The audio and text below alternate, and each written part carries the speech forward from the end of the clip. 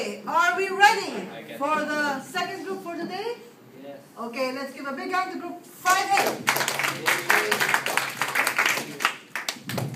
A very good morning, everyone, and welcome to our opinion talk show. Before we start off, I just want to give a small gist about what we're going to talk about today. What we're going to talk about mainly revolves around one country, a third world nation, Guatemala. In this country, 2/3 of the people's income is spent entirely on food. Food crops, mainly corn. What's the crisis that they're facing? They're hungry. They're starving. Why is this so? Because most of the corn that is being produced is being exported to America and Europe, where it's being used to make biofuels. The question is, should people remain hungry for a cleaner and for a greener future? That is, our debate question is, should we sacrifice food for fuel? To talk about this, we have a panel of experts with us. First of all, we have a columnist, article writer for an environmental site, Ms. Chandana. Also, we have with us an economist from New York Times who has written the article, "As biofuel demand grows, so does Guatemala's hunger pangs." This article has sparked the nation's debate all over the world. We have from the European Biodiesel Board, Mr. Vishwas, who is the Deputy Country Director for Guatemala, and also representing Mercedes-Benz, the Marketing Director for Passenger Cars, Mr. Sam. Please welcome them all. Well, once again I repeat, our question is, should we sacrifice food for fuel? Mr. Vishwas, what would you like to say? Okay, I have been a country director for almost a decade now, and what I want to say is, Guatemala isn't an isolated case. We live in a globalized world right now, and in a globalized world, there's going to be a lot of demand for biofuel. And as this demand grows, there's going to be an increase in the prices of food. There's going to be shortage of food-based agricultural land in places like Asia, Africa, or Latin America, because people grow raw materials wherever it's cheapest, right? So, with the consent of the European Union and also with a lot of discussions within our board, we have come up with various policies due to which we can efficiently use biofuel. One of these policies states that by the year 2020, 10% of all transportation fuels should contain biofuel. Well, so by supporting Mr. Vishwas, I want to mention the current price of oil is going through the roof, and the situation of the environment is degrading caused by the fossil fuel. You have to use alternative sources of energy like biofuel. According to Mr. Vishwas and the recent regulation, and it's mandatory to use biofuel in cars. Obviously, the demands for the biofuel will continue to increase in future years. The other side is because the price of oil has risen and the biofuel is cheapest and sustainable, more and more countries start to use biofuel instead of oil, which can save a lot of money by importing the oil from outside countries. Yeah, I would also like to add to Mr. Sam by saying that when the demand for biofuel increases, even the income of the Guatemalan people and the government is going to increase. It's going to be a major drive for agricultural industrialization, because a great example of this is Brazil, which has utilized its resources properly, and it's an industrial agricultural powerhouse in the world today.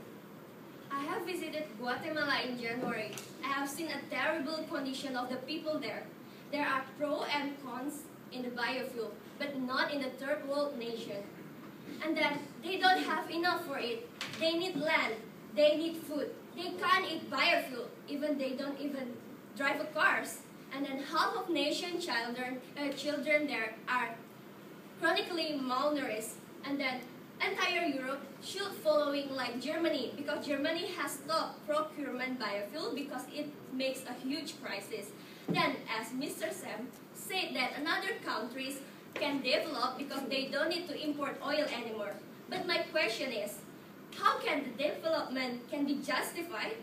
I would like to add by saying that we have absolutely nothing against biofuel, but we have to realize that Guatemala needs food more than fuel. It is 68 cars per 1,000 residents, and most of the biofuel crops that are grown are exported. I would like to refute to Mr. Vishwas about increasing people's incomes. Most of the land that is owned are owned by families, and since people respond to incentives, they gain more profit by growing corn, sugarcane and palm to support Europe's biofuel mandates instead of renting them to peasant farmers who grow food. As a result of this, most of the income is largely privatized. Well, we should be knowing that the world price of corn is really high now. And as we can see in this graph, the domestic price of corn is really, really low. Ms. Ayu, would you like to tell us, in the economic point of view, what effect does this entire import-export phenomena have on the equity and efficiency in the Guatemalan market? Okay, in allocative efficiency, considering nothing that happened, so Guatemala worked out in this line, which is equilibrium line that has a maximum total surplus. But after Guatemala people use a majority of the corn for exported to US and Europe for producing biofuel, of course the Guatemala doesn't have enough corn for their own food. And then obviously Guatemala people have to import the corn because corn for Guatemala people is staple thing. Then Guatemala people imported corn with world price, and which is world price is higher than domestic price. Then, so because of it, the producer surplus will be better off, then consumer will be worse off.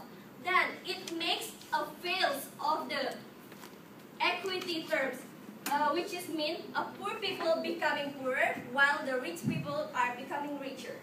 Yeah, but it's not like the European Commission isn't doing anything. From 2007 to 2013, they have spent a total of 135 million euros just for the economic development of Guatemala and the regional integration. Not only this, this money also funds the food safety and the health of the people. I would like to point out that given the current situation of debt crisis where Europe cannot fund itself, how is it going to help Guatemala? Well, Ms. Chandana does have a valid point there. Ms. Ayu had mentioned something about it being inequitable, that's the rich becoming richer, poor becoming poorer. Would any of you like to comment about the inequality that's here? Yes, I believe the money of private sector will go to the Guatemala government. Obviously, the government, the tax revenue will increase, so which will bring the positive effects of the social welfare and the economic development. In a country where corruption is high, it is highly unlikely for the money to go for welfare. Guatemala might develop in the future, but given the present situation, it is traumatizing. Personally, I think it's easy to change the local people their daily food. Actually, in Guatemala, the corn is not only the main food. They can use peppers, beans, and tomato as their main food. Yeah, and Ms. Ayu mentioned that all the money is going into the hands of the powerful people. Well, when I had gone there last year, I witnessed a lot of local farmers getting jobs and getting incomes because of their corn or sugarcane or even palm plantations.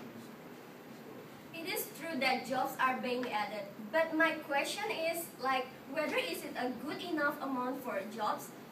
And then you know that growing fast of monocrops like sugarcane and palm is not labor intensive, and so far they have created like 60,000 and 17,000 jobs respectively, not many in a country that have a population more than 15 million.